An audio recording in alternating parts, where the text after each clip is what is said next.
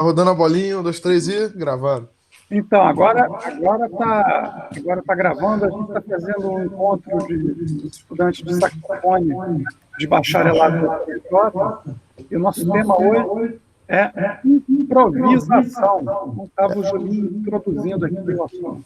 É aquele tema que a gente coloca na aula quando a gente não teve tempo de preparar nada. A gente fala que vai falar de Vai improvisação. improvisando, né? É, exatamente. Não, mas então, esse livro do Derek Bailey é fabuloso, porque ele é panorâmico, ele fala da improvisação assim, de uma maneira muito geral e muito historiográfica até, eu acho, entendeu? Ele pontua muito épocas, né? E ele fala, inclusive, sobre o jazz. A visão que ele tem do jazz é muito peculiar, porque ele se diz decepcionado com o jazz, porque ele fala que, sem dúvida alguma, o jazz foi o maior revival da improvisação na música ocidental no século XX. Mas, segundo ele, se vocês lerem a parte sobre o jazz, você vai ver que a impressão que dá é que ele sente que o jazz nadou, nadou, nadou e morreu na praia.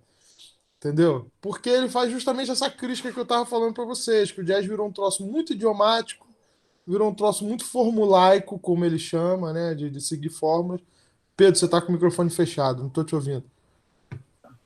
O que ele quer dizer com idiomático? Porque o idiomático remete ao idioma, né? Quer dizer, o idioma, inglês, francês, português.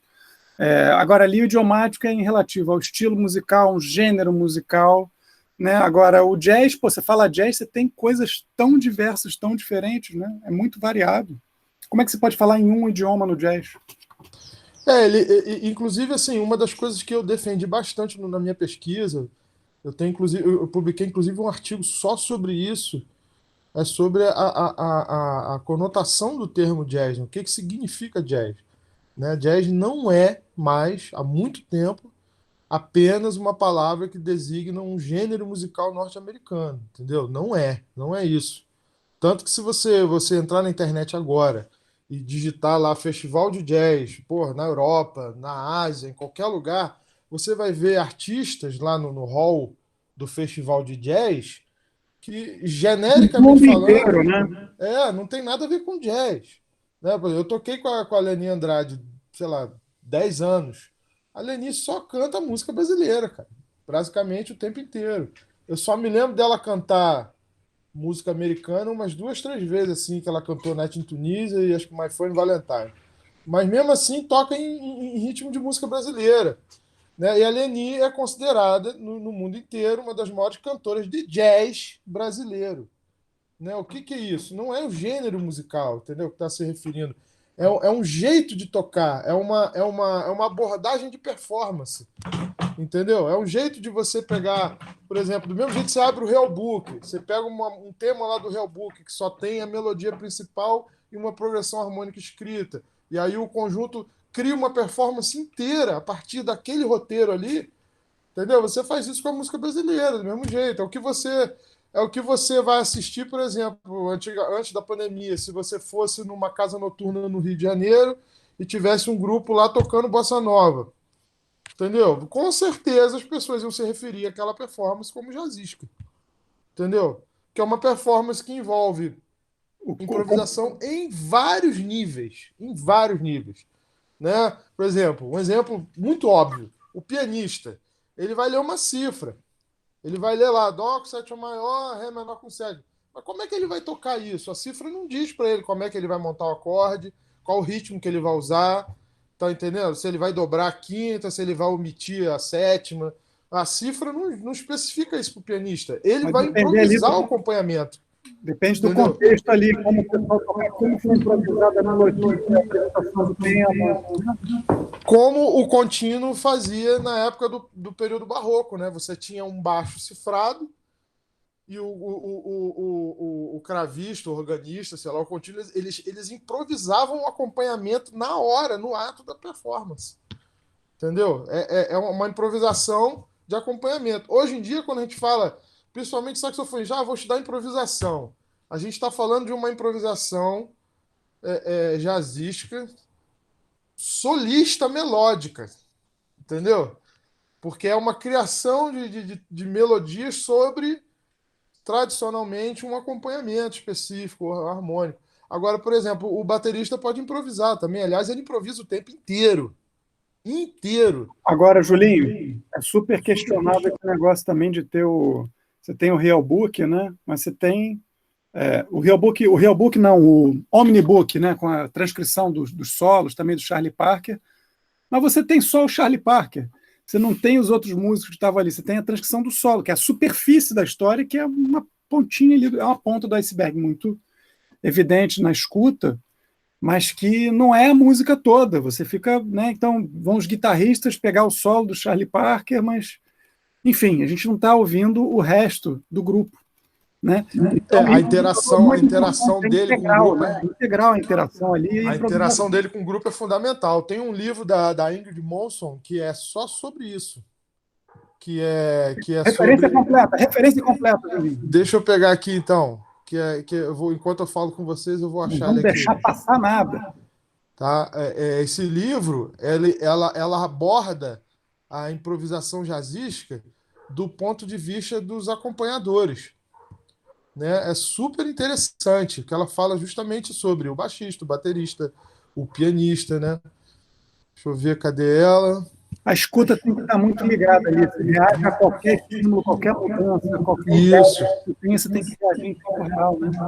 Mas qual é o objetivo ali do Omnibook? Apesar de não ter, não ter registrada, né, essas interações, o Omnibook é uma preciosidade porque na prática jazzística, né, é super interessante você observar que escolhas que o solista está fazendo, em que situações harmônicas. Às vezes, dali você pega um lick, você estuda esse lick, porra, em todos os tons, em todas as oitavas, e aí você aprende um monte de coisa com esse estudo, você aprende um monte de aplicações. Eu estou procurando aqui o trecho de referências da minha tese, tem esse livro. Cadê? É porque o anexo é tão gigante que eu não consigo achar a porra da referência.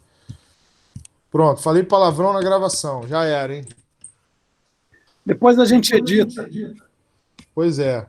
A minha tese de doutorado, quem quiser, está disponível em PDF para download lá no meu site e tem toda a discografia do Idris transcrita, todos os improvisos dele. Pessoal, está esperando o tempo para ir lá consultar. Tá, tem tudo aqui, entendeu? Inclusive ele conversou comigo, ele tem intenção de lançar isso, de publicar. Pô, seria maravilhoso. Né? Não, para mim então, aqui, Monson, cadê? Monson. Achei. Vou copiar aqui no chat. Tá?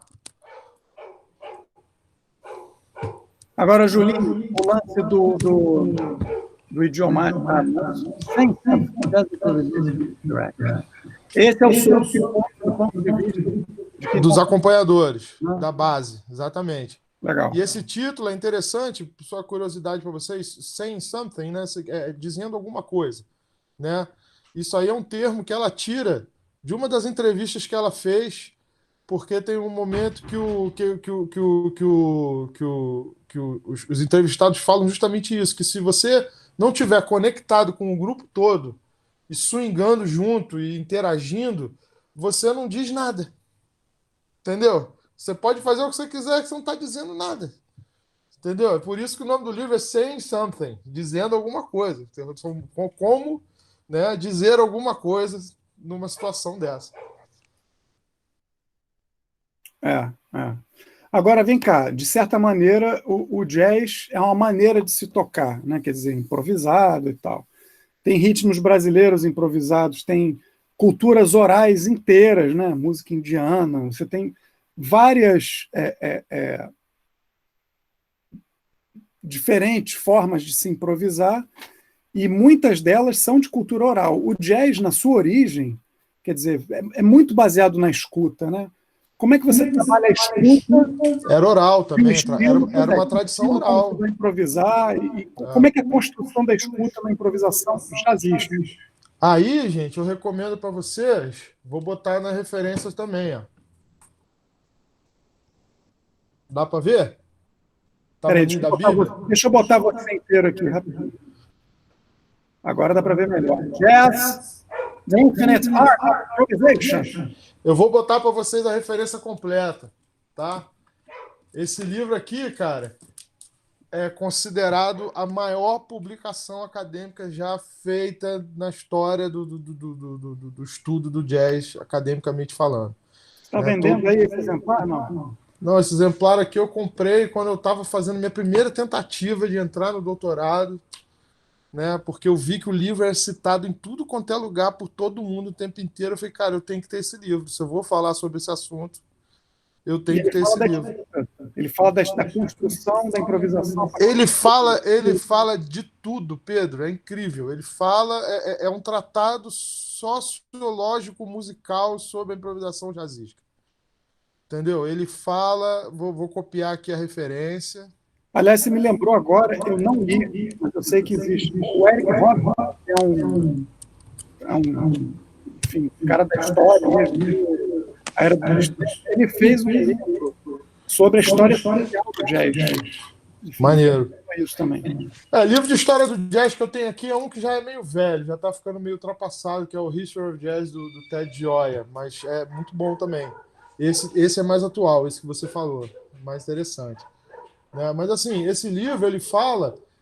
Assim, esse livro é gigantesco, ele levou anos para escrever o livro, é um livro assim, quase antropológico, ele literalmente foi ter aula de música com um professor jazzista, conviveu, interagiu, assim,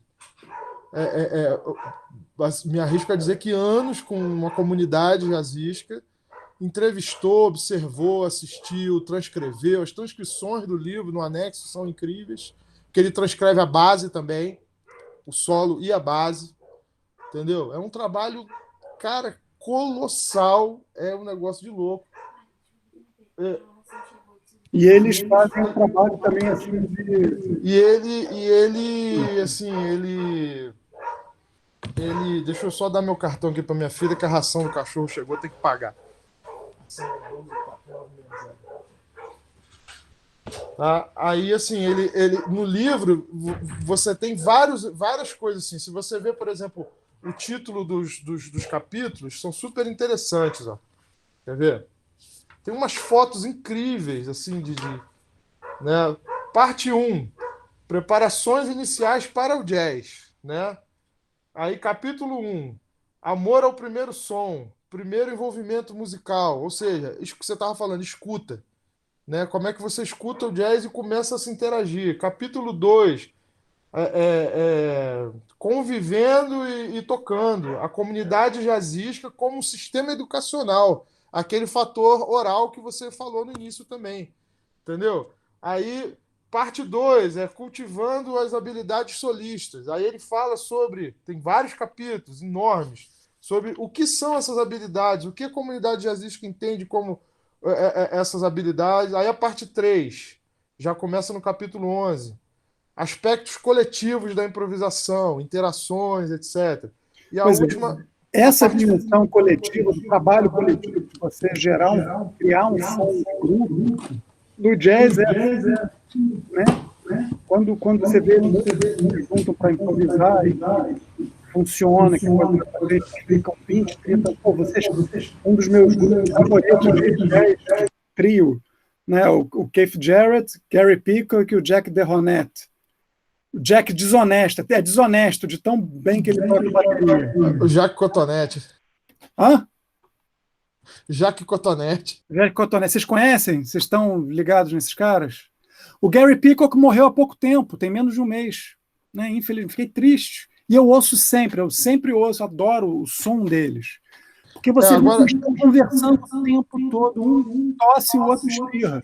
Esses trios, assim, essas gravações, cara, vocês têm que aprender a ouvir. Vocês que são músicos, vocês têm que aprender a ouvir de outro jeito.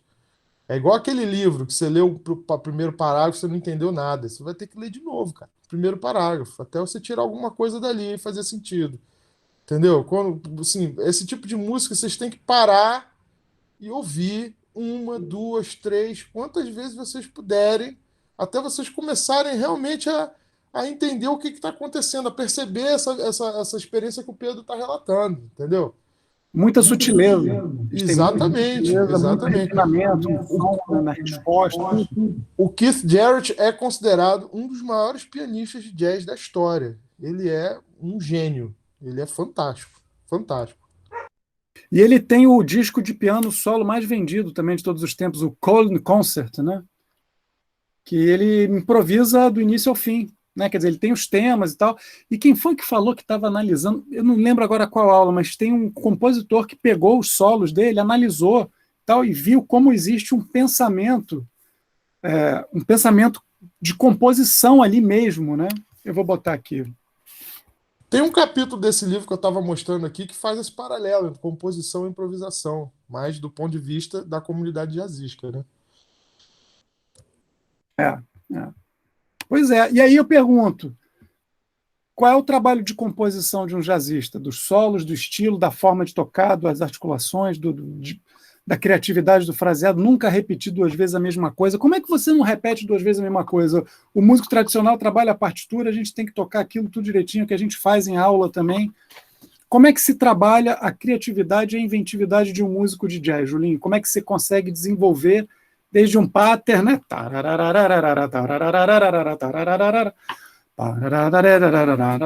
E etc. Como é que você passa disso para um fraseado, para um... Assim, a primeira coisa é o seguinte, muita técnica. Você tem que ter um domínio do instrumento, assim. Não pode ter, assim, pô, aquele tom, né? Aquela passagenzinha ali, eu tô ruim nela, vai estudar ela. Não pode ter isso, porque na hora de criar, na hora de improvisar, você vai ter ideias e você vai tentar executá-las. Entendeu? Então, se você tiver qualquer impedimento técnico, vai criar uma barreira grande entre o que você está imaginando e o que você vai executar. Tá entendendo? Os estudos de patterns são justamente para você ter exemplos práticos e mecânicos, né, de melodias que funcionam em cima de certos acordes. E a partir dali você abstrai conceitos, você abstrai escutas, você abstrai um monte de coisa. E aí você começa a desenvolver uma autonomia para ficar mais criativo, né? E tem vários recursos, por exemplo, o Wayne Shorter, há uns 10 anos atrás, publicou um livro que ele falava sobre improvisação gestual. O que é improvisação gestual? Ele não pensava mais em melodia, harmonia, em coerência tonal. Ele não pensava mais em afinação, ele não pensava mais em altura definida. Ele começou a propor pensamento gestual, tipo curvas, assim. Você vai fazendo gesto, então. Alguma coisa assim. Pensava mais na frase inteira, na macroforma, você diria? Também, mas ele ia muito pensando numa linha, uma curva que ia se desenvolvendo, e ele ia imaginando essa curva e criando qualquer coisa em cima dela. Tem improvisação motívica também, que é uma coisa que vem muito do aquele trombonista, o Hal Crook, né, que tem um livro maravilhoso sobre improvisação, free, free jazz improvisation, né? É muito, muito tópico esse livro dele também, é famoso, Hal Crook, né? Que ele fala sobre improvisação motívica, né? O Coltrane fazia muito isso, porque o Coltrane estudou, um dos livros que o Coltrane mais estudou para desenvolver a técnica de improvisação foi um livro de composição clássico, né? Do Nikolai Slonimsky, que fala sobre simetrias dentro da escala cromática, né? Relações matemáticas simétricas. Daí vem o Giant Steps. Né? O Giant Steps é uma relação simétrica de terças maiores que dividem a oitava em quatro partes iguais. Entendeu? E aí ele trabalha com motivo. Né? Por exemplo, você começa a improvisar, aí você propõe uma frase, sei lá, papi porodaya, tipatonunde, pedidoba, potutadunde. Você vai desenvolvendo essa frase, entendeu? Como se fosse uma forma cíclica. Vocês vão ver isso em formas musicais em algum momento. Não é pensando na progressão harmônica, não, né? Quer dizer, você pode pensar na progressão harmônica, você pode pegar um motivo e desenvolver ele de acordo com a harmonia. Ou você pode pegar um motivo e desenvolver ele de acordo com o que você quiser. Você vai criar uma sintaxe sobre uma sintaxe, e aí a coisa faz sentido. Né? Por exemplo, o Pedro estava falando a coisa do pensamento, ou seja, o pensamento compositivo, né, é muito parecido com o de um compositor de fato. A grande diferença, pô, tem um capítulo inteiro da minha tese que eu falo sobre isso. Né? Você quer dizer improvisação. A improvisação tem muito da composição. Sim, a grande diferença é processual. Né?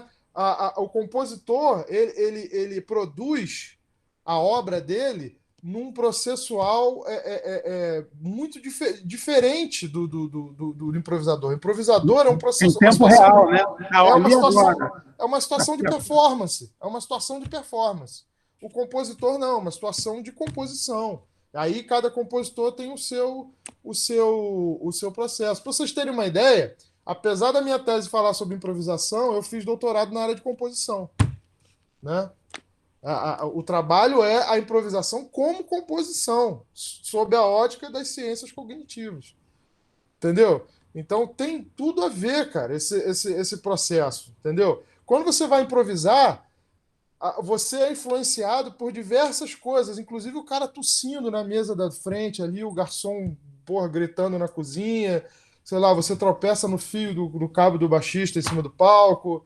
Tudo isso vai te atrapalhar. Quando você está compondo, é diferente, tem várias coisas que vão te atrapalhar.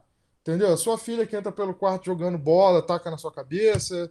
Entendeu? Eu me lembro quando eu era mais novo, eu tive que compor 22 músicas para a gravação de um disco, eu fui contratado com a minha filha mais velha na época, assistindo Xuxa Só para Baixinhos uma vez atrás da outra, não parava. Ela aprendeu a apertar o rewind lá no videocassete na época, e eu Que tive que delícia. escrever as 22 músicas ouvindo Xuxa Só para Baixinhos. Foi um negócio de louco, assim, um trabalho quase zen budista, de mindful awareness, né? De botar minha cabeça ali no que eu estava fazendo. Entendeu? Então, o compositor ele tem outra situação, são duas situações diferentes. A grande diferença é essa, é processual. Entendeu? Simplesmente, mas é uma forma de E tem o composição. seguinte, você na mesa de composição, você pode colocar quantas vezes você quiser para ler aquilo, colocar aquilo. É um outro procedimento. E quando você está ao vivo, você tem que seguir ali. Né? Também tem isso. Aí eu vou botar aqui para vocês, ó. Agora, Julinho, só para botar mais uma. Vou botar aqui para vocês uma outra referência. Oi, desculpa. Ó, uma outra referência, botei aí. Benson. Penso. Esse livro, de acordo com esse livro aí, cara, tudo é improvisação. Tudo. Tudo. Beethoven escrevendo a Quinta Sinfonia estava improvisando. Entendeu? Porque ele expande tanto o conceito de improvisação, entendeu? Para tantos níveis diferentes, que você acaba vendo que no final das contas, tudo é improvisação, cara. Por exemplo, no caso do Beethoven, que é um exemplo drástico que eu usei, como que Beethoven estava improvisando? Beethoven, cara, a primeira fase da carreira dele é considerada no período clássico ainda, né? Depois ele tem uma fase tardia que é considerada obra romântica, já no período romântico, né? O Beethoven, no período clássico, por exemplo, ele compunha dentro de uma série de restrições, uma série de parâmetros que definiam a música daquela época.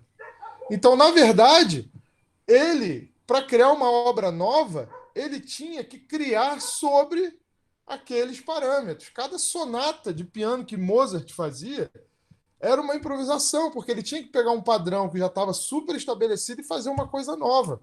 E reinventar aquele padrão. Entendeu? E criar alguma coisa de nova em cima de um padrão, em cima de uma coisa que já estava lá. Isso, segundo Benson, é um nível de improvisação, porque é também um nível de composição. E compor é improvisar, segundo Benson, né? Esse cara problematiza muito esse assunto, é muito legal. E é super filosófico. Fazer pela primeira vez, né? Também tem isso, né? Quer dizer, você conseguir fazer aquilo pela primeira vez e dar um passo à frente, ou uma outra. E Beethoven é muito interessante que ele tocava muito bem piano, era um pesquisador do piano, foi ele que desenvolveu, ajudou a desenvolver o piano moderno também e tal, né? E, inclusive, o piano que ele compôs, muitas das peças, é muito diferente do piano que a gente conhece hoje. Tem um artigo da Miriam Hyman que explica que o piano, enfim, tinha em vez de ter um feltro, era um coro, e as cordas tinham uma ressonância mais curta, não era tão forte. Então, os graves embolavam muito menos. Você ouvia mais, se você fizesse coisas rápidas no grave, você ouvia melhor do que no piano moderno. Mas era um piano que não tinha tanta projeção. O piano, assim, se você puder resumir numa frase a evolução do piano, ele foi ficando mais resistente. porque as obras e as performances foram ficando mais brutas, né? Mais pesadas, mais dramáticas, né? Você, por exemplo, você pega uma obra final do Renascimento, né? Tocada num clavinete, por exemplo, né? Não tem dinâmica, não tem isso porque era uma Não, corda cansada. cravo também não tem dinâmica, né? É, Aquele... o cravo já é o filho do clavinete, né? É uma corda que pensava. Depois que pensou, malandro, não tem mais como aumentar ou diminuir o volume, não tem dinâmica, entendeu? Aí vem o piano. O piano surge justamente porque no piano era possível tocar piano. O nome do instrumento era piano forte, né? Porque era possível tocar piano e tocar forte. Só que era um instrumento ainda, como o Pedro falou, tinha um material diferente, era um instrumento frágil. Se você pegasse esse primeiro piano e tocasse uma obra do Chopin, malandro, você destruía o piano todo. Ele ia se desfazer em pedaços. O piano moderno foi feito assim, o que a gente tem hoje, ele é adaptado, se eu não me engano, aí eu já não tenho certeza, mas eu acho que foi a partir do Liszt que a gente chegou ao modelo mais parecido com o que a gente tem hoje, porque era o pianista mais virtuoso que tinha na época, era compositor e fazia já era de um período romântico, fazia umas peças com uma intensidade de dinâmica, de forte, de piano, de variação de andamento e muitas oitavas, ou seja, o piano tinha que aguentar pancada, tinha que aguentar, entendeu? Então é por aí. E fora que Chopin, como grande improvisador, quantas peças de Chopin a gente não conhece porque ele improvisou e ficou ali. Quando ele escrevia era talvez uma redução da improvisação, né? Ou uma versão da improvisação, digamos assim. Então, quer dizer, o trabalho composicional dele nascia da prática ali da improvisação, né? Do que ele fazia ao piano, né? Então, assim, na prática da improvisação hoje, né? Como é que são os passos, né? Que a gente hoje tem aqui, a maioria, se a gente botasse em votação aqui, os calouros ganhavam no primeiro turno aqui, né? Como é que vai ser o trabalho de improvisação para quem quiser fazer improvisação, tocar na Big Band, na FR Jazz, quando voltar a aula presencial, né? O que você tem que trabalhar para tocar em naipe, tocar junto, fazer as articulações juntos, afinar o timbre, não só afinar a altura, mas afinar o timbre para encarar um naipe de trompete, um naipe de trombone, Julinho? Bacana, isso aí, assim, como eu falei, primeira coisa técnica, né? A gente tem que aprender as articulações todas, tem que ter uma emissão boa, afinação. Você falou muito bem, não só de altura, mas de timbre. Mas a afinação de timbre é uma coisa que você só vai conseguir praticar melhor na própria Big Band, né? Difícil você. Você pode até fazer isso. Eu fiz muito isso quando eu comecei a tocar sax. Meu pai me. Mas assim, eu tive a vantagem de ter o pai músico, né? Meu pai me dava uns discos e falava: Ó, tira esse E que naipe aí. música, que música! Tira esse naipe aí, desse sax e trompete aí, toca junto. Quero ver você tocar juntinho com eles. Aí eu ficava igual um palhaço lá, tocando juntinho, até misturar o meu som com o da gravação de tal maneira, entendeu? Que não tinha mais eu e a gravação. Era como se eu estivesse ali junto, né, mesmo. Isso é muito bacana. É para isso que serve também os duetos que a gente faz, que eu proponho a vocês, para tocar pelo menos junto com outro sax, né? Assim, aí para improvisar, você tem que conhecer a harmonia, porque você vai começar improvisando. O parâmetro, o paradigma tradicional de ensino de improvisação ainda é o bebop, né? E o que é o bebop? É aprender a harmonia tonal, né? As escalas que você vai poder usar como grupos de notas em cima daqueles acordes, né? Os princípios de criação de melodia, né? E aí, assim, vem a questão dos estilos, né, dos gêneros, você aprende o swing, como eu falei aquele dia da aula que a gente encontrou aqui sobre articulação. Eu geralmente começo pelo swing porque é o mais fácil. É fácil definir o swing. É fácil de chegar para um aluno e explicar para ele em 5 minutos como é que toca swing. Entendeu? Claro que para ele dominar isso vai levar um tempo, mas eu consigo explicar. Agora, por exemplo, Júlio, como é que é a articulação na gafieira lá, que você tocava lá, não sei onde? Pô, cara, não dá para explicar. É complicado.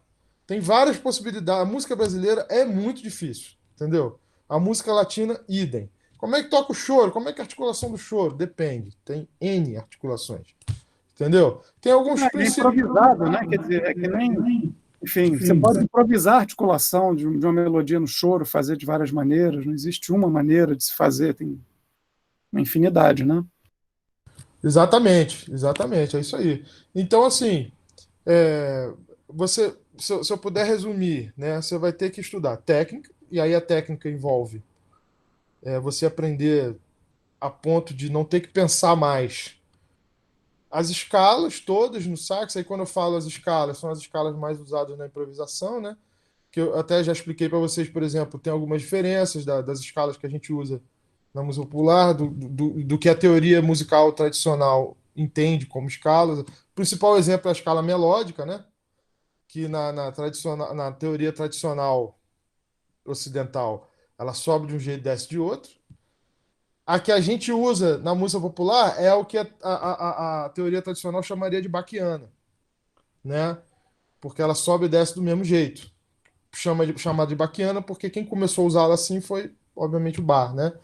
Então, tem esses tipos de escalas que eu sempre mostro para vocês. Quem tem aula comigo, eu sempre apresento, tá nas apostilas, né? Arpejos são importantíssimos porque você precisa aprender a tocar harmonia no saxofone, né? Tá? As articulações, então, isso tudo é a técnica. Você tem que conhecer a harmonia pra caramba, porque você tem que entender como é que funciona os encadeamentos, etc. e tal. E você tem que. Aí tem, acho que é o ponto mais difícil. Você tem que gostar muito disso, você tem que estar muito interessado nisso, porque você vai ter que ouvir muita coisa, sabe? O estudo oral é indispensável. Você É, tem o que. lado criativo tem que partir da escuta, né? Exato, perfeito. É isso aí. Vai ter que ouvir muito, seja lá o que for que você gosta. Ah, eu gosto de choro. Vai ter que ouvir choro o dia inteiro. Ah, eu gosto de, porra, samba. Vai ouvir samba o dia inteiro. Gosto de jazz, vai ouvir jazz o dia inteiro. É assim, não tem jeito, tá? Vai ter que ter isso tudo. E, por último, a prática. Você tem que praticar, porque a improvisação é uma coisa que requer muita experiência também. Não adianta você saber tudo que eu estou te propondo aqui, mas você não improvisa nunca, né? Nos meus estudos diários, eu e todo improvisador profissional, boa parte do meu tempo de estudo eu dedico a improvisar. Eu ligo um metrônomo aqui e começo a improvisar com a harmonia na cabeça, entendeu? Ou então pego um play along e improviso em cima do play along. O play along eu particularmente na fase da vida que eu estou vivendo, já virou um troço meio chato para mim, porque eu já tenho tanta experiência tocando com gente de verdade que quando eu toco um play along, com um troço gravado, eu me sinto preso. Eu me sinto duro. Desestimula. Exatamente. Não tem interação. Mas, Julinho, Entendeu? independente de com quem você esteja tocando, se é com play along ou com grupo e tal, tem uma coisa que eu acho que é muito importante e que também coincide no estudo de, enfim, de música clássica, sinfônica.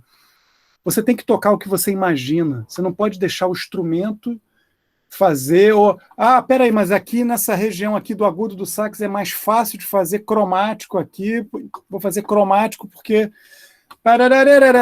porra, não, né? Então você tem que ir seguir a sua imaginação, senão você fica meio que refém do instrumento e do que a técnica instrumental te possibilita fazer. Então, por exemplo, aquilo que você falou do Wayne Shorter, por exemplo, ele ter um pensamento gestual, isso é genial, porque o cara ele tá pegando uma referência que vai estimular a imaginação dele, e não é o instrumento, não é o saxofone, não é a escala, não é a nota, não é a tonalidade. É outra coisa. Você, quando você improvisa, você se utiliza de metáforas ou de outras coisas que possam te estimular a imaginação e te fazer imaginar frases, motivos ou outras coisas que possam te estimular a criatividade na hora de solar? Cara, quando eu estou improvisando, dificilmente eu toco alguma frase que eu estudei. Entendeu? Mas isso eu hoje, né? Hoje. Né? Agora, com 40 anos, comecei a estudar saxofone com 14. Com 5 eu já estava tendo aula de piano. Entendeu? Então, hoje, com 40 anos, eu dificilmente, assim, já há um tempo aí, eu toco uma frase que eu estudei.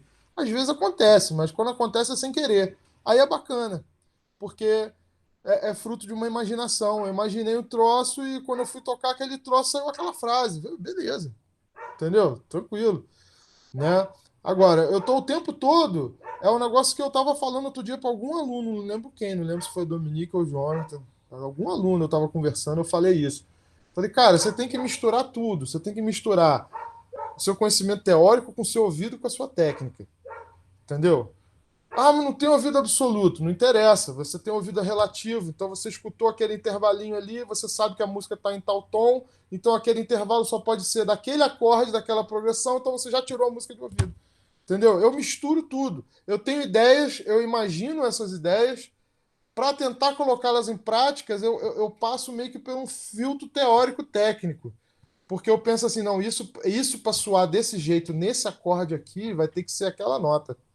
Entendeu? Eu misturo tudo, porque é um negócio que meu pai me fala desde que eu sou moleque, desde que eu comecei a estudar música, meu pai fala para mim: não interessa como você vai fazer, você tem que fazer. Porque o meu pai sempre desde novo, ele sempre foi músico profissional assim de música popular, né? Meu pai era aquele cara que passou a vida inteira, chega no estúdio, o nego bota a partitura na frente, ele sai tocando e gravou. Eu já vi isso uma vez, um disco do Martim da Vila. Meu pai chegar na companhia dos técnicos, eu vivia com ele, adorava ir pro estúdio. E aí, na época, ainda era, os gravadores eram analógicos ainda. Era uma Fita. fita desse tamanhão assim, uma máquina tascando o tamanho de uma geladeira, sem sacanagem. E Era tinha uma que máquina do gravar tamanho. assim, né? Tipo, Não, diretão. dava para fazer emenda tal, mas era Dá para editar. cortando, era com gilete. Você pegava a fita, tinha uma mesinha, você fazia emenda, era um negócio tosco comparado com o que a gente faz hoje. E aí, meu pai chegou no estúdio, era para gravar um disco inteiro do Martinho, com o Rio do Hora, Martim da Vila. Aí, meu pai, os caras chegaram, deram as partituras na mão dele. Aí, meu pai olhou para as partes assim, aí virou para o produtor e falou: cara, faz o favor para mim, bota as partituras na ordem que tá as músicas na fita. Aí ele, tá bom, botou. Aí ele botou a partitura lá, virou pro técnico de som, grava. Apertou o REC. Eu juro pra vocês, gente, ele gravou o disco inteiro, do início ao fim, assim. Do início ao fim. Só que quando ele fez isso, malandro, ele já era o grande, poderoso supimpa Fernando Merlino, pianista de samba. Entendeu? Não foi um garotão que chegou lá sem experiência. Então ele já sabia o que ele estava fazendo. Então, mas assim, meu pai viveu essa coisa do mercado de trabalho profissional com música popular intensamente, vive até hoje. Então, quando eu me interessei por música, ele literalmente me adestrou para entrar nesse mercado. Então, ele ficava no meu pé cobrando de mim coisas que sabia que ia fazer diferença nessa hora. Então, por exemplo, nesse contexto, sei lá, vamos supor, como já aconteceu, que eu vou gravar um solo no disco da Xuxa com o Lico Olivetti. Aí eu chego no estúdio, tô com o sax lá. O cara vira e fala para mim, ó, eu quero um solo assim, assim, assado, não sei o que, não sei o que lá. Eu falei, beleza. Cara, como que eu vou fazer esse solo? Eu vou pensar na harmonia? Eu vou fazer conta de qual nota que vai soar o quê, não sei aonde? Eu vou de ouvido, só imaginando, cara, eu vou de qualquer jeito. Eu vou misturar tudo, tudo isso. E o importante é que o solo saia lá do jeito que o cara quer. E rápido, porque estúdio custa dinheiro. E é por hora. Entendeu? Nessa época que eu era criança, ainda tinha outro agravante, que o músico ganhava por período. Você tinha uma chamada mínima de 6 horas. Quando passava essas 6 horas, era bandeira 2, malandro. Então você ganhava por tempo. Então você tinha, cara, quem gravasse rapidinho ganhava o mercado. Entendeu? Porque saía mais barato. Hoje em dia o estúdio é pago Era por sempre hora. chamado, né? Exatamente. Então eu fui meio que adestrado para isso. Meu pai sempre falava isso: não importa como você vai fazer, importa que você faça. Isso se aplica a tudo, cara. Por exemplo, vocês vão ter que gravar agora no final do semestre um vídeo com estudo, sei lá, do Ferling, do Senon, não sei o que, não sei o que lá. Cara, você vai decorar o estudo de tanto tocar? Você vai, porra, botar uma partitura na frente de longe assim e, porra, só passar o olho porque você quase decorou? Você vai. Cara, não me interessa. O que importa é que você toque o estudo bem e ele saia na gravação maneiro. Aí você passa com nota 10. Entendeu? É isso. Sacou? Eu acho que a gente traduz isso assim. Você chega, por exemplo, você chega na aula com o professor. Pô, professor, essa semana eu não estudei nada. Sabe quando eu falei isso para um professor meu? Nunca. Nunca. Eu nunca disse que estudei quando não tinha estudado também, não vou mentir. Mas eu nunca cheguei na aula. O Zé Rua, por exemplo, quando eu era aluno dele, ele ria. Porque ele sabia quando eu não tinha estudado nada. Claro que ele sabia. Mas eu não falava nada, eu ficava na minha. Entendeu? Chegava na aula, Pô, ele abria lá o estudo, eu tocava. Às vezes, depois de um certo tempo, já com uma certa experiência, você toca um estudo de primeira. Entendeu? E aí, malandro, se você já chega e fala, pô, não estudei nada, o professor já ficou, pô, cara. Entendeu? Você já estragou o clima da aula. Agora, se você não fala nada e consegue de primeira fazer alguma coisa razoável, porra, maneiro pra caramba. Pelo menos o seu esforço ali para executar o negócio já valeu. Então, assim, na improvisação tem que ser assim também. Até porque, como o Pedro está falando várias vezes, e tem toda a razão de ressaltar esse ponto, você não pode voltar e consertar, cara. É na hora, é espontâneo. E outra coisa, no âmbito profissional, vocês vão ver, cara, pô, quantas vezes eu fiz isso? Teve uma época que eu toquei com o Luiz Carlos Vinhas, não sei se vocês conhecem, um pianista famosíssimo da Bossa Nova. Eu trabalhei com ele no Chico's Bar, que era uma casa que tinha na Lagoa, né? Era o trio, uma percussionista e eu de sax. Só que o artista da banda era o Vinhas. Ele que era o grande solista. Para que eu estava ali como saxofonista? Vinhas tocou o tema, improvisou pra caramba. Para ele dar um relax, eu faço um solo também, eu faço uns 2 coros de improviso. Só que isso era de 10 da noite às 4 da manhã. Você tem inspiração de 10 da noite às 4 da manhã de terça a domingo? Eu não tenho, cara. Eu não tenho. Não dá pra ter. Entendeu? Então, pô, fiz o primeiro solo, tô inspiradão, tô pensando na minha mulher. Ai, porra, aquele solo lindo. Segundo solo, putz, vou pensar nela de novo. Aí, no terceiro solo, mano, tu já tá casado há 10 anos, não aguento mais pensar na minha mulher. Já fiz 2 solos seguidos. O terceiro, maluco, eu vou na fórmula, entendeu? Eu vou no que sei que vai dar certo. Ô, Julinho, mas tem um negócio que você estudou a beça também, que é tirar solo de ouvido, que é uma coisa que dá muita ideia também, porque você pode trabalhar estilos e fraseados muito diferentes, aí de repente estimula ainda mais a imaginação. Agora, pô, tocar de 10 da noite às 4 da manhã realmente é nada. De terça a domingo, Caramba. fora os outros trabalhos que você faz durante o dia, né? Então, assim, é complicado, mas é o que você está falando. A gente tira solo, e quando a gente tira solo de outros músicos, a gente tira, escreve e decora. Decora a ponto de imitar o vibrato do cara, imitar a articulação, tudo. Por quê? Porque você vai virar um imitador do cara? Não, porque você está tendo uma aula com o cara à distância. Está estudando. Você está estudando o cara, como é que ele faz. E esse cara estudou uma cacetada de gente, também fez isso. Então, basicamente, você está estudando uma tradição, entendeu? Você está estudando uma escola, Você vê né? até, sem interromper o Julinho, mas você vê, por exemplo, bebop, você tem o Charlie Parker, né, que é o primeiro e tal, e você tem o Phil Woods, os dois são bebop, mas é muito diferente, é outra coisa. O Phil Woods, ele pegou aquilo, ouviu o Charlie Parker, quantas pessoas não ouviram muito Charlie Parker para fazer outra coisa depois, né? O Batista Herban, eu tive uma aula com ele, não sei se eu te falei, né? Eu consegui ter uma aula com ele, foi super legal. Eu cheguei na aula, esse negócio de ter uma aula só é horrível, né? Porque o professor não te conhece, você não conhece o professor, e aí o que a gente vai fazer na aula, né? Aí o Batista perguntou para mim: o que você quer fazer? Aí eu fiquei naquela e agora. Pensei rapidinho, falei para ele: Batista, preciso de ajuda com vocabulário, cara. Eu preciso de ajuda, assim, eu quero ampliar meu vocabulário para ficar cada vez menos repetitivo quando eu for improvisar, né? Batista Herban, saxofonista francês, vírgula, atualmente o melhor do mundo. Provavelmente, juro para vocês, provavelmente, atualmente o Batista Herban é o maior improvisador jazzista do planeta em Vou ter que atuação. dar pesada, porque realmente é incrível o que ele faz. O cara é um monstro, é uma coisa absurda. O cara é uma coisa absurda. Então, assim, o Batista, aí eu virei, eu falei isso pro Batista, o Batista riu quando eu falei isso para ele. Falou, pô, vocês brasileiros, todos vocês têm problema com isso. Aí eu ri, falei, não, beleza, então como é que eu conserto isso? Aí sabe o que ele me pediu para fazer? Olha que interessante. Ele perguntou para mim, você já estudou os arpejos das harmonias das músicas? Eu sim, várias vezes, em todos os tons, já fiz bastante isso. Ele, pois é, então você vai fazer de novo. Só que você vai fazer assim agora. Ele me pediu para pegar uma música, por exemplo, um blues 12. Por que um blues 12? Porque o blues 12 é a forma sonata do jazz, né? Pegou um blues 12 e falou para mim, pega esse blues, toca, liga o metrônomo, toca a harmonia todinha no tempo certinho, no estado fundamental, na primeira inversão, na segunda e na terceira. entendeu? Se possível, em 3, 4 tons diferentes.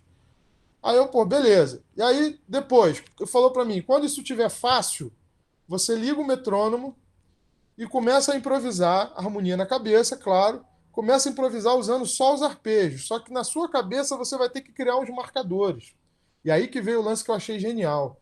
Quais são os marcadores? Exemplo, você começou o blues 12, blues em Fá no alto, você começa em Ré, né? Ré 7.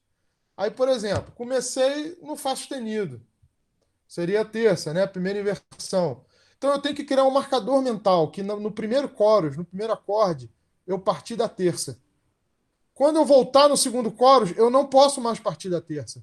Eu tenho que tentar outra nota, fundamental, quinta ou sétima. E eu tenho que ficar criando esses marcadores em vários pontos.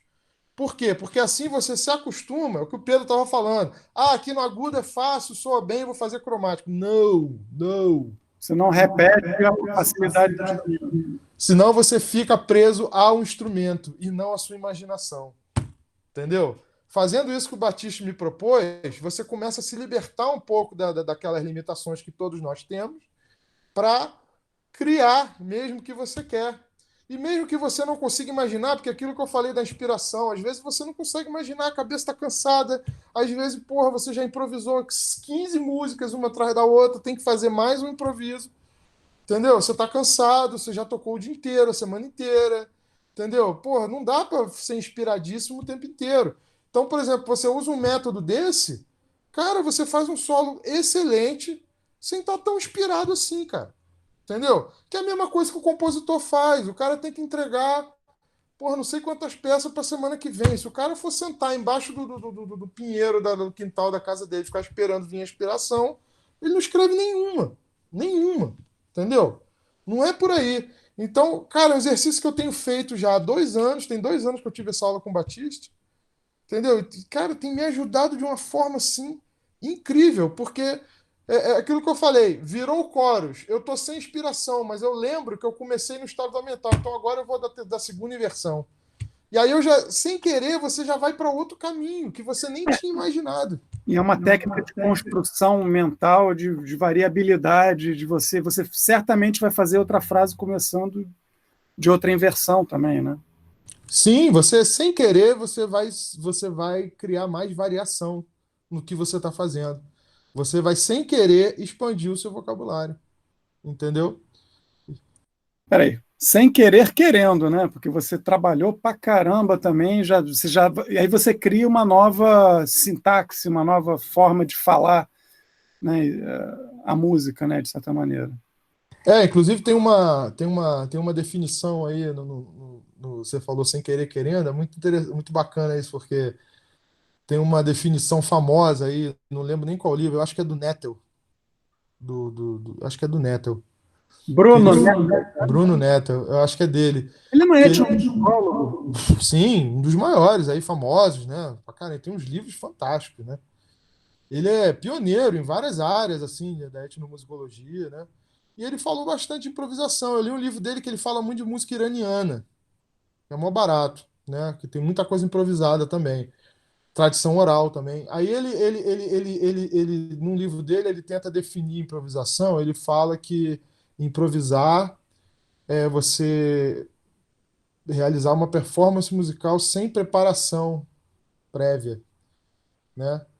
Aí é o que você falou, cara, é uma definição complicadíssima, porque olha quanto que um jazzista estuda, por exemplo, para fazer uma improvisação, entendeu? Umazinha que seja, olha quanta bagagem, quanta coisa ele tem que aprender, entendeu? Então essa definição, se você for levar isso ao âmbito da pesquisa acadêmico, que você tem que ser preciso com a terminologia, com os conceitos que você usa, você não pode usar essa definição para improvisação, não faz sentido. Muito pelo contrário, o improvisador se prepara tanto quanto o compositor, quanto o performer, sabe, da música de tradição clássica, como qualquer outro. É muita preparação. É todo dia, é toda hora. Com E é um, certeza. e é um troço que envolve reflexo que você tem que praticar sempre. Tá sempre praticando. Entendeu? É Ó, exatamente botei o isso. link aí do Bruno Nettel. Eu acabei de descobrir que ele morreu esse ano, no início, em janeiro.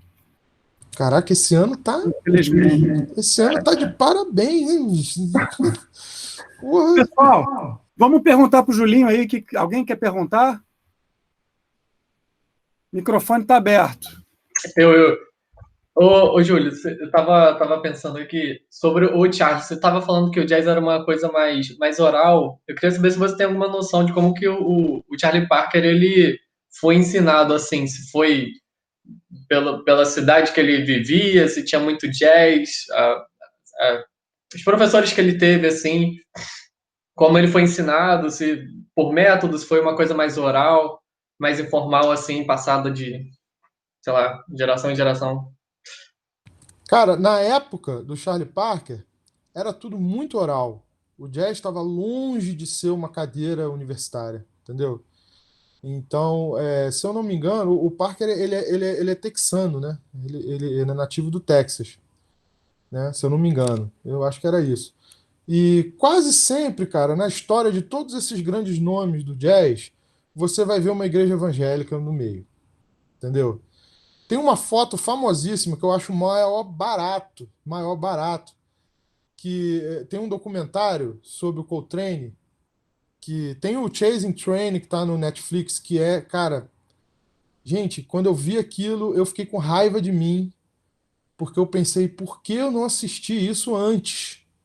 É uma lição de vida, não só de música. O Coltrane era um cara realmente especial, assim, era um cara especial, né? A visão dele de vida era uma coisa, porra, Dalai Lamística, né? E assim, tem uma foto famosíssima do Parker tocando com o Dizzy Gillespie, que foi um dos grandes parceiros dele, trompetista, um de frente para o outro, assim. Essa foto é famosa. Você digita Charlie Parker no Google e bota imagens, você vai ver várias dessa foto. Aí no documentário do Coltrane, essa foto é ampliada e você vê o background da foto. No cantinho inferior direito da foto, tem um garotinho novinho com sax alto na mão babando. Sabe quem é? John Coltrane. Bacana. Aí, Entendeu? só uma Fala. observação. Legal. O Charlie Parker nasceu em Kansas City, Kansas. Texano. Isso aí. Texano. Faz aniversário no mesmo dia da minha mãe. Né? Minha mãe fica pau da vida que todo ano, eu nunca dou parabéns para ela. Eu ligo para ela e Não, falo, mas pô, espera aí, sabe... desculpa a ignorância. Kansas City, Missouri. Isso aqui é Texas? É. Beleza. Kansas é Texas. All right. Né? Eu sempre ligo para ela, falei, ei, sabe quem tá fazendo aniversário hoje?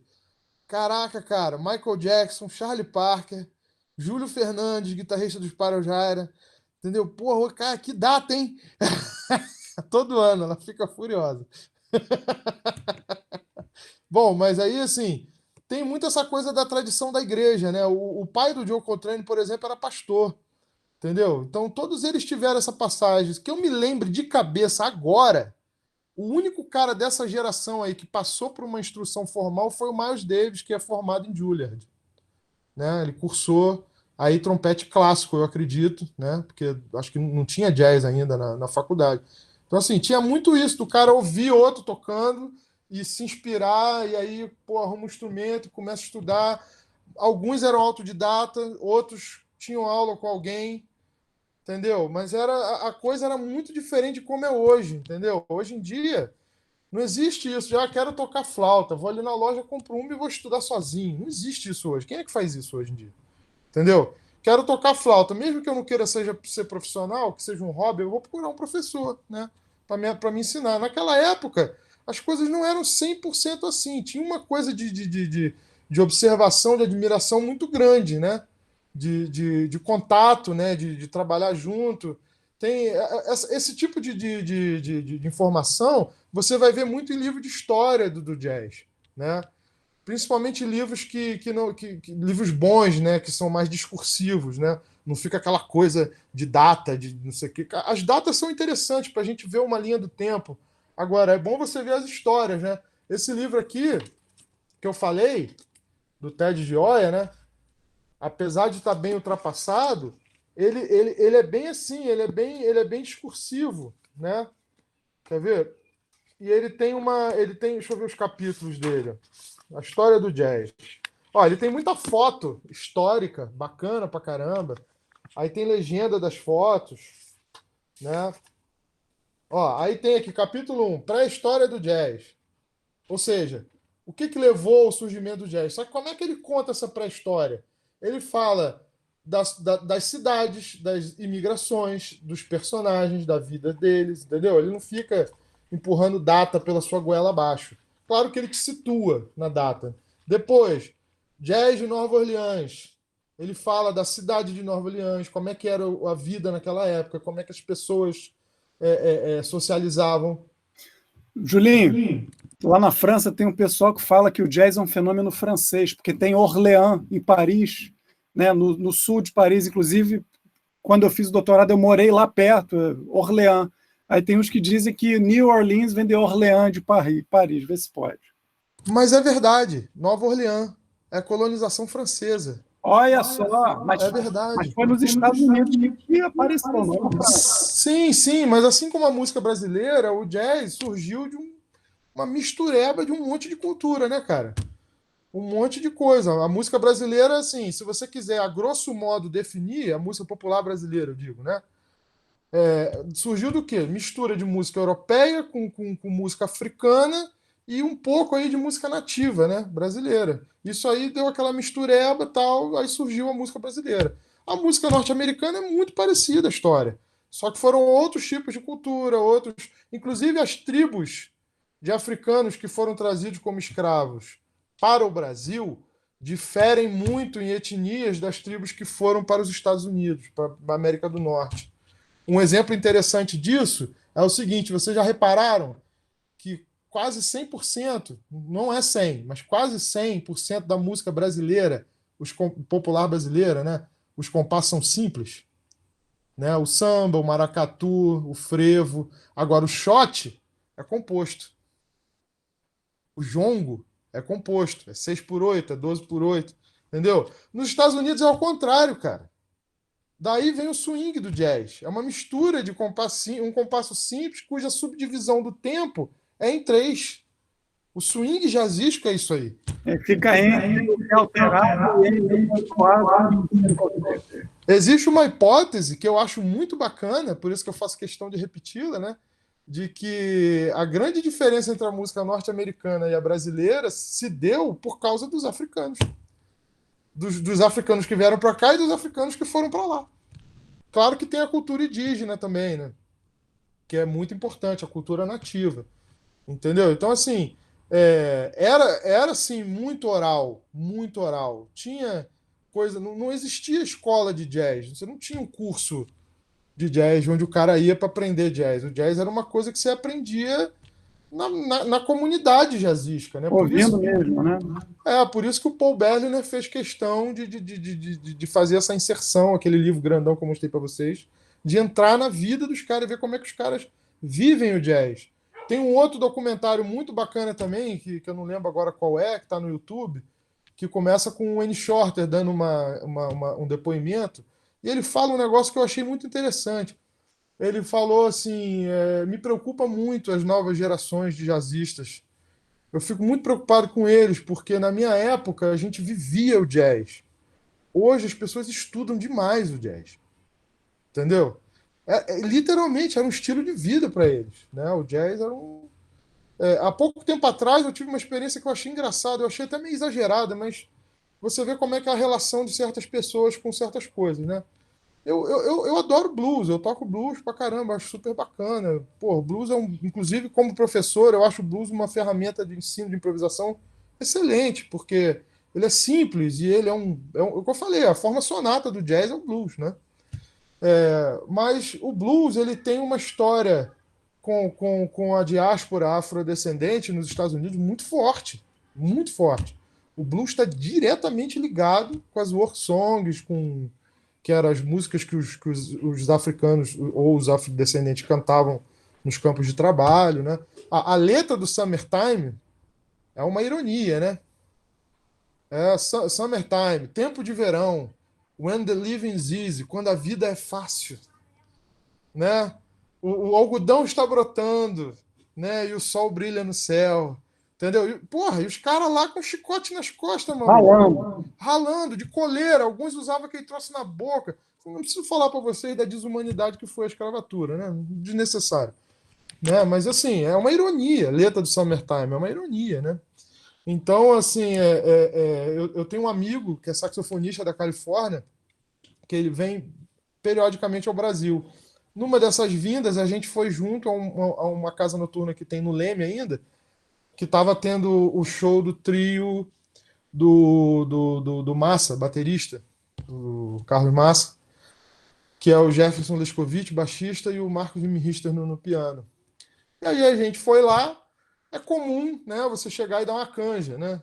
Você não faz parte do trabalho, mas você é músico, está lá com o instrumento, toca uma música ou duas junto com o grupo. Esse meu amigo americano tava com sax sempre, porque ele é um fominha do cacete, entendeu? E ele é apaixonado por música brasileira. Ele tava lá com sax, chamaram ele para tocar. Aí ele tocou uma música, tocou duas, tudo bossa nova. Daqui a pouco ele parou, sentou do meu lado, a gente tava tomando um vinho. Aí chamaram ele para tocar de novo, só que era um blues. Quando falaram que era um blues, ele parou assim, olhou para mim, fez uma cara de susto. Aí, o que que houve, cara? Ele, blues, eu não sei se eu sinto dor o suficiente para tocar isso, cara. Entendeu? Eu achei exagerado, sabe? Porque eu acho que hoje em dia já foi esse tempo, né? Mas na cabeça dele, o blues, se ele branco, de olho azul, entendeu? Nunca foi escravo na vida, não tem nem parentesco, né? Se ele fosse tocar um blues, ele estaria tocando uma coisa não autêntica, porque ele não tem essa na pele dele essa dor que deu origem ao blues. Inclusive existe uma gíria em inglês que vocês devem conhecer, quando o cara fala, tô me sentindo meio azul, I'm feeling kind of blue, né? Que eu tô meio triste, tô meio para baixo. E, Julinho, quando você diz I've got the blues, é mesmo significado? O quê? Se você disser I've got the blues, é o mesmo significado? Eu tô para baixo, eu tô down. Pode ser isso. Ou então pode ser, se for no sentido musical, pode significar que você sabe tocar blues. Ah, Entendeu? legal. Por exemplo, os latino-americanos, quando eles falam da salsa, por exemplo, alguns chamam a salsa de sabor, né? Aí eles perguntam você, tiene sabor? Tipo assim, você sabe tocar salsa? Entendeu? É muito bacana. É interessante essa gíria, né? E ele não tocou, então? Ele não tocou o blues? Ele tocou, mas ele ficou grilado. A princípio, ele deu uma travada e ele se sentiu, sei lá, a impressão que me deu é que ele se sentiu um usurpador, ele tocando blues, entendeu? Aí eu brinquei com ele, falei, cara, eu não tenho essa onda não, mano, eu toco blues e dane-se. Até como um tributo ao que os africanos passaram para construir a sociedade na qual eu vivo hoje, entendeu? Eu devo a eles, porra, muito, entendeu? Inclusive musicalmente, inclusive, né? Então, assim, tem muito isso, né? Cara, a escola de música jazzística, ela se estabeleceu mesmo, assim, com força, na década de 50, na Berkeley. Foi o primeiro grande curso, né, de jazz nos Estados Unidos, né? Foi a primeira grande escola. E os franceses, por incrível que pareça, não sei se ainda são, mas na época que eu estava fazendo mestrado, eram os grandes e maiores historiadores do jazz que tinha no mundo. É um negócio incrível. Legal. Boa parte das informações, das melhores informações, você tinha que ler em francês. Muito bacana. Assim como até hoje eles são os maiores especialistas em Villa-Lobos, né? Impressionante. O Museu Villa-Lobos na França é o maior acervo de informação, de material, de tudo sobre o Villa-Lobos que tem no mundo. Nem a gente aqui no Brasil tem. Entendeu? Nossa. Jonathan, tiver a sua pergunta respondida. O Caleb tinha falado um negócio aqui no chat, deixa eu ver. Na discografia do Idris, a maioria dos improvisos são do Batista Herban. Na discografia do Bass and Brass, não na discografia do Idris. Né? Que é o mais recente. O Bass and Brass é aquele grupo que o Idris montou, que o Batista Herban gravou várias vezes, o Ademir Júnior gravou, o Marcelo Martins. Só tem fera. Não, só tem monstrão tocando, sabe? É barra pesadíssima aquilo ali. Eu acho que teve o Vitor Gonçalves, pianista, em algumas gravações. Depois entrou o Eduardo Farias, que é um gênio, um pianista assim de outro mundo. É um negócio incrível, incrível ele tocando. Inclusive, ele gravou um disco com o Batista Herban, né? É do cacete, entendeu? Eu acho que tem O, eu acho que tem no Spotify sim, cara. Acho que tem no Spotify beleza. sim. Vou procurar. Agora, Ah. a discografia que eu escrevi foi a discografia solo do Idris. São 6 discos, né? Ele tem 6 discos solo, e aí eu escrevi todos os improvisos dele desses 6 discos, tá? Está E disponível nos anexos da sua tese, né? da minha tese. E eu escrevi mais 2 solos deles, extras. O Jonathan já conhece, que é um solo que ele fez no disco do Adriano de Fone, né? Que foi um solo extra que eu usei para fazer uma entrevista com ele sobre aquele solo. E o outro foi um solo que ele fez no disco da sobrinha afilhada dele, a Elô Tenório, né? Que ele fez um solo assim, super pop, quase Sanborn, entendeu? Mó barato, né? E aí eu transcrevi também, além da discografia, porque fizeram parte do material da entrevista que eu realizei com ele na tese, entendeu? Ou seja, é muito material, cara, tem muita coisa, tem muita coisa, tem muita coisa, mas Legal. tá lá, quem quiser, mete bronca. Quem mais tem pergunta, Julinho? Bom, acho que eu vou. Acho que a gente pode parar a gravação agora aqui, ó. Opa, fale um pouco. Como é que é? Fala aí, Davi. Tira o microfone e fala. Então, essa aula o senhor vai postar, né, nas redes, o senhor está gravando, né? Então, eu acho que o pessoal, a maioria das pessoas, né, que se interessam pela faculdade, tem essa dúvida, né, quanto a o jazz numa universidade ou a improvisação. As pessoas acham que na universidade, né, a área é voltada somente para o erudito, algo que eu tinha antes de conhecer, porque o meu foco, quando eu entrei na universidade, professor, eu até te falei para o senhor, né, era buscar música de câmera, me aprofundar nisso, só que eu sou apaixonado pelo jazz, pela improvisação, e não sabia que eu chegando na universidade eu iria aprender isso. Então, poxa, eu acho que essa dúvida, como foi minha, é de muita gente também. Aí eu queria que vocês falassem um pouco sobre isso.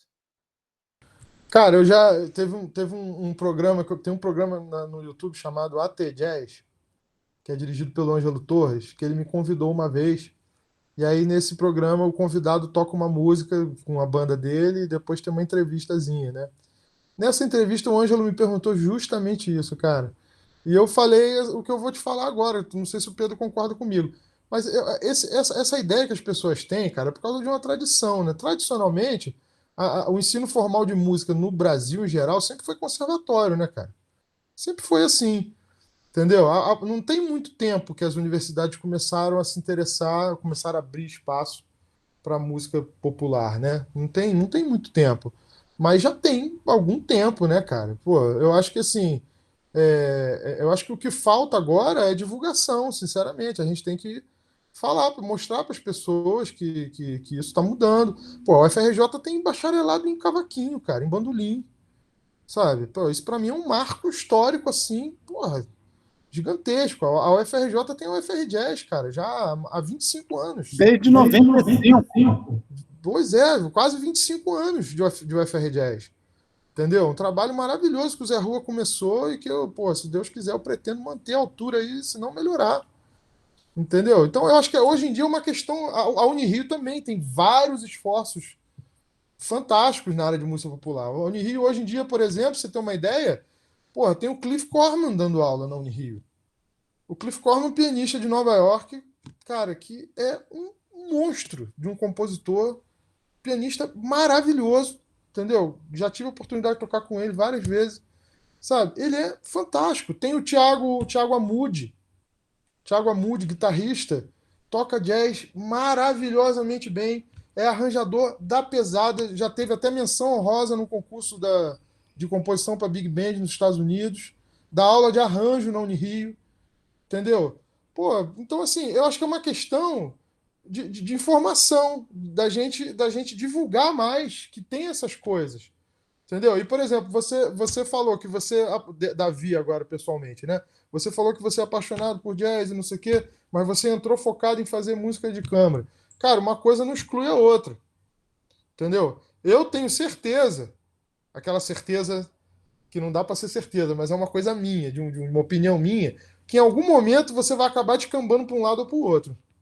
Entendeu? Porque a gente acaba se especializando, cara. Não tem jeito, né? E se você quiser chegar num nível de alta performance, você vai acabar tendo que se especializar.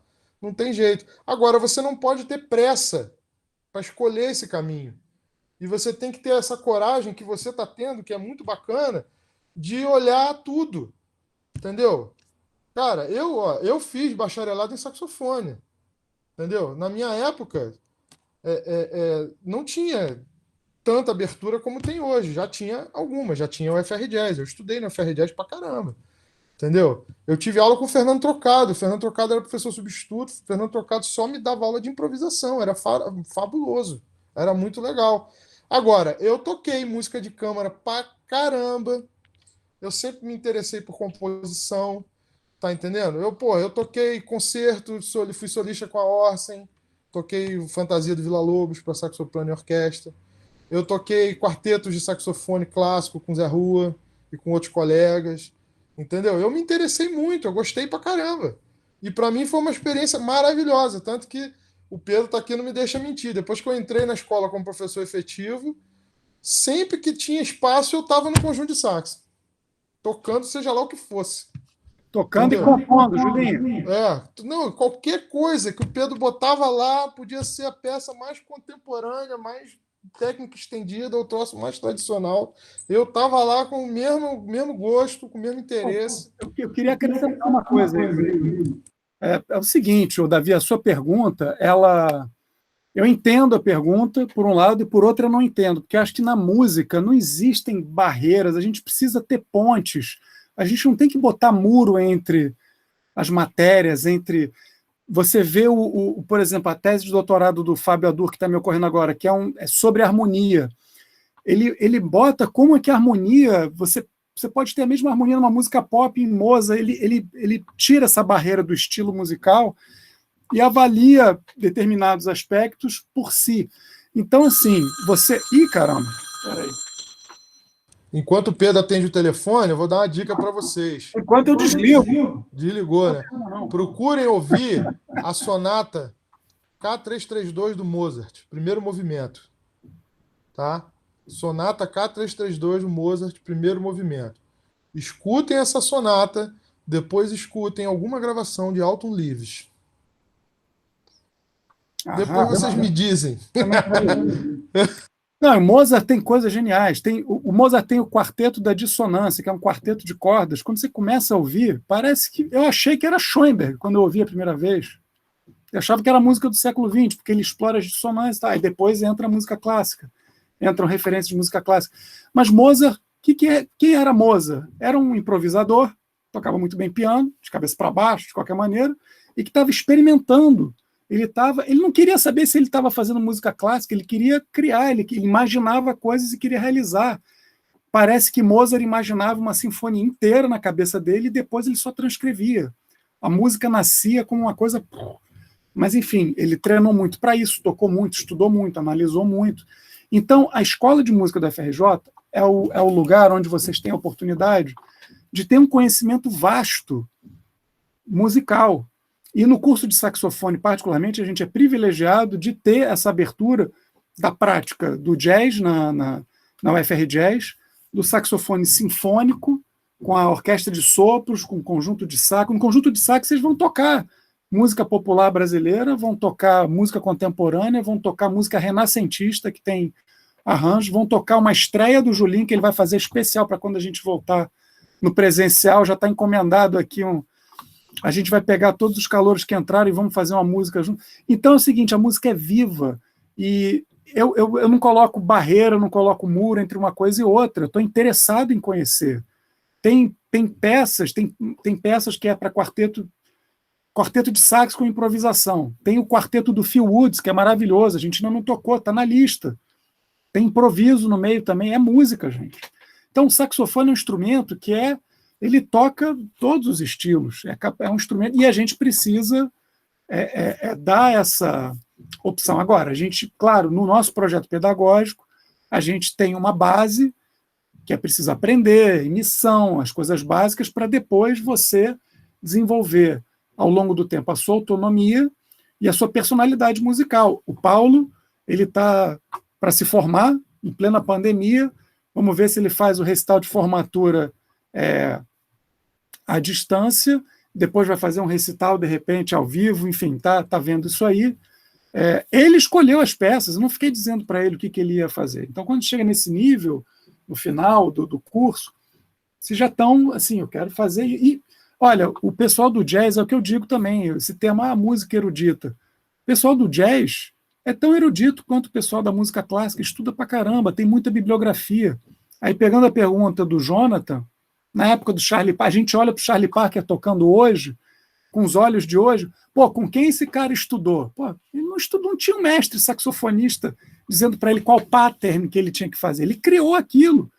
Ele criou um estilo, ele influencia a gente até hoje. Até hoje o Charlie Parker é uma referência. Por quê? Porque ele é um pilar. O Jean-Marie Londex, que é o fundador da Escola de Bordeaux, diz que o Charlie Parker foi o primeiro cara a fazer música, o primeiro saxofonista a realmente fazer música com os recursos expressivos do saxofone. O pessoal de conservatório estava querendo que o saxofone imitasse o violino, enquanto que o saxofone pode imitar o violino e pode muito mais, entende? Então, eu acho que, assim, claro, é um desafio para a gente, assim, para mim, pelo menos eu vejo como um desafio você fazer um projeto pedagógico que comporte essa abertura, né? Como o Julinho também muito bem falou, enfim, o objetivo é vocês conhecerem ao máximo e vocês poderem direcionar também, né? O meu aprendizado na Big Band foi incrível, aprendi muito tocando na Big Band, eu aprendi a tocar em naipe tocando na Big Band. Você pode ler 20 livros sobre como tocar em naipe de saxofones. Você vai tocar em naipe da Big Band, eu comecei a tocar muito melhor, fui chamado para tocar numa banda de reggae, fiquei anos tocando no Tafari Roots, tocando com trompete, trombone, sax. Se eu tocasse mal, os caras chamavam outro no segundo show. E aí tem isso, o mercado é assim, vai chamando, você está tocando bem, você vai estar sendo chamado, circulando, aparecendo. E agora existe esse desafio de você se autoproduzir, que é uma coisa muito século XXI. Vocês precisam ter competência. Pô, peraí, vou ouvir o som. Né? Hoje, eu perdi hoje aqui 1h30 quase tentando achar um reverb decente na minha placa de som.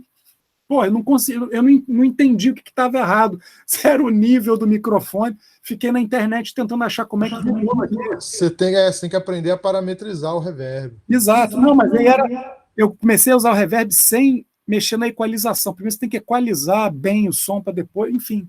É um mundo, eu estou aprendendo isso, quebrando a cara, que hoje foi 1h30, amanhã vai ser meia hora.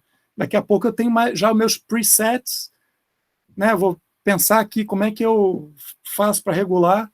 Então, o aprendizado, vocês sempre vão ter, a ideia do curso é ser uma base disso, e, sinceramente, não vejo nenhuma barreira, nenhum muro entre uma coisa e outra.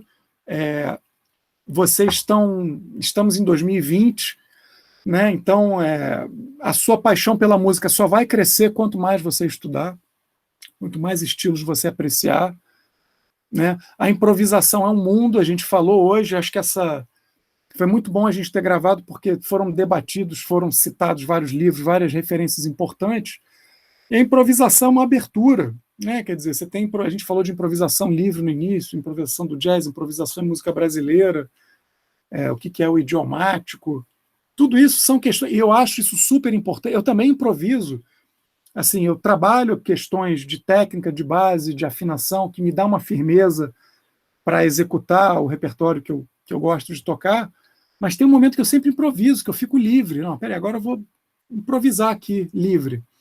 E eu gosto... Já que está gravando, já que o Pedro falou isso, está gravando, queria deixar registrado aqui que o dia que ele começar a tocar jazz, eu vendo todos os meus instrumentos. Ah, pô. O dia que eu... Enfim, eu quero... Eu não me nego, eu adoro jazz, pô, eu tô sempre ouvindo jazz, eu sou apaixonado por jazz, né?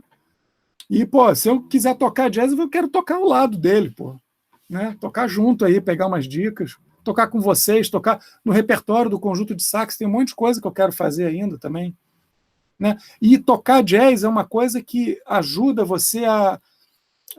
Você destrava, de certa maneira. A improvisação faz o músico destravar, né? Você está ouvindo e tocando ao mesmo tempo, você não está com aquela agulhação só de executar, né? Quer dizer, claro, tem momentos que você vai tocar numa orquestra, num naipe de madeira, você tem que tocar juntinho do primeiro clarinete ali, bonitinho, tudo bem.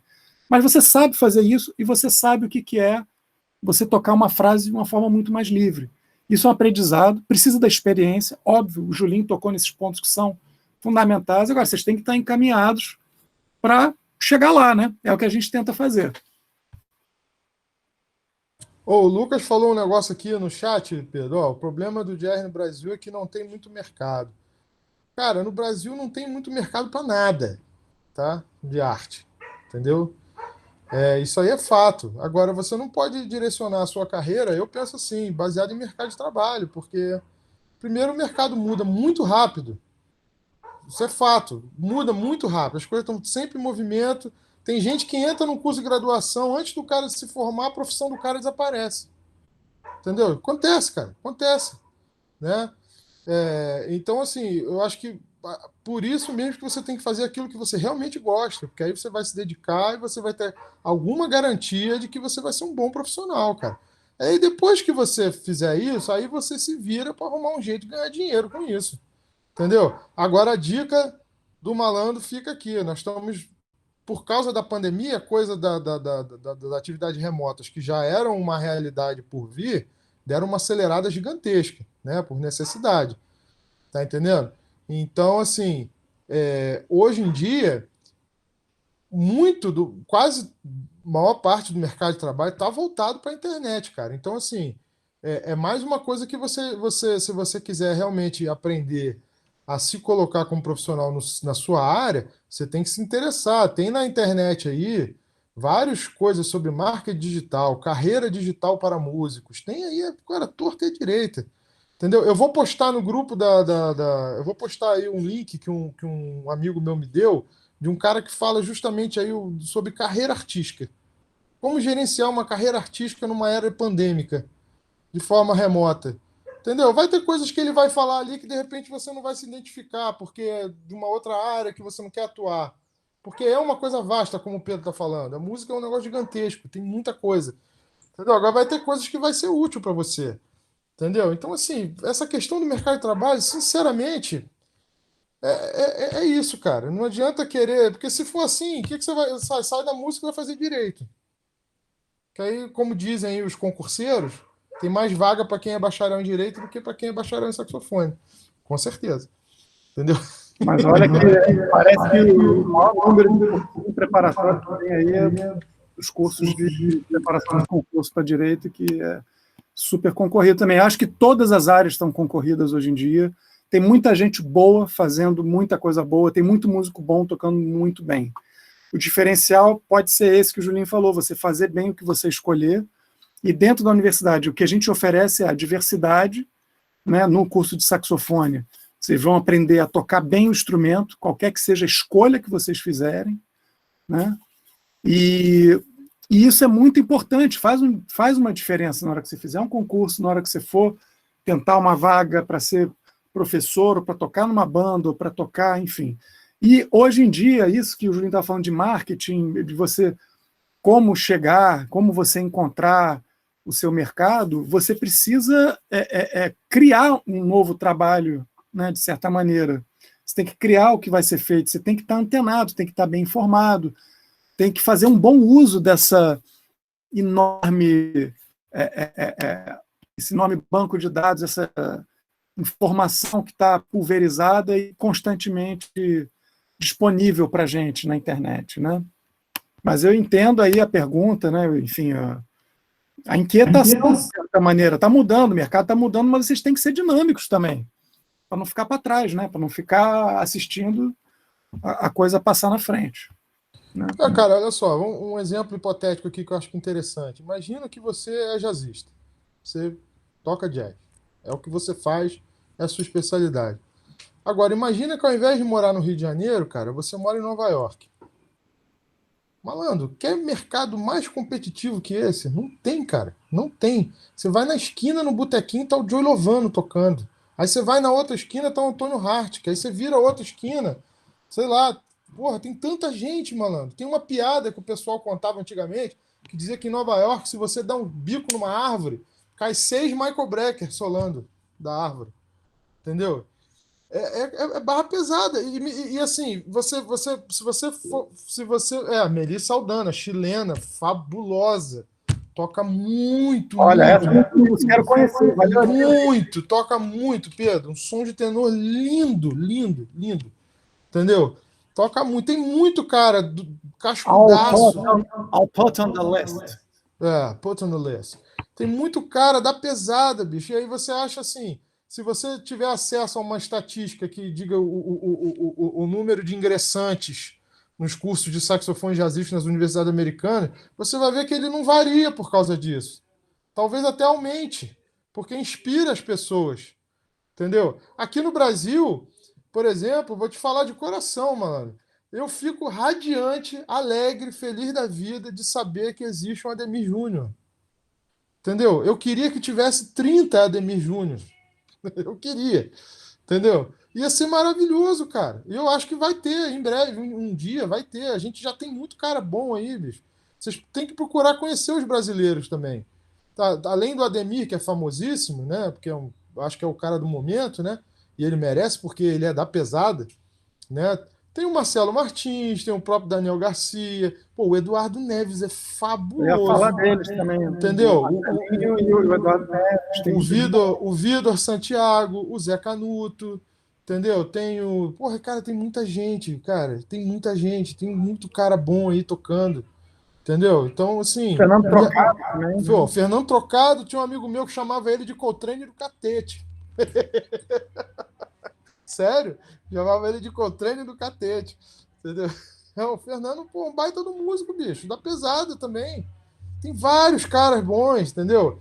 Então, assim, isso aí, assim, se for pensar assim, aí é aquela brincadeira que eu fiz. Se o Pedro começar a tocar jazz, eu vou vender meus instrumentos. Claro que não, porra.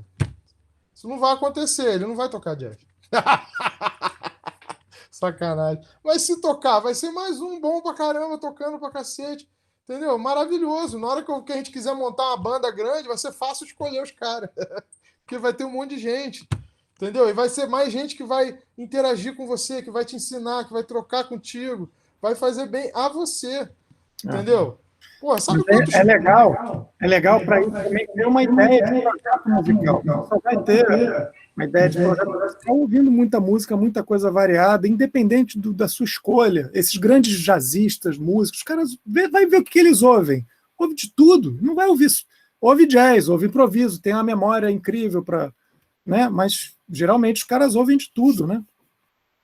Tem outro dia eu estava vendo aqui na internet, cara, só em Nova Orleans, só ali no centro de Nova Orleans, tem quase 200 clubes de jazz, cara. Quase 200.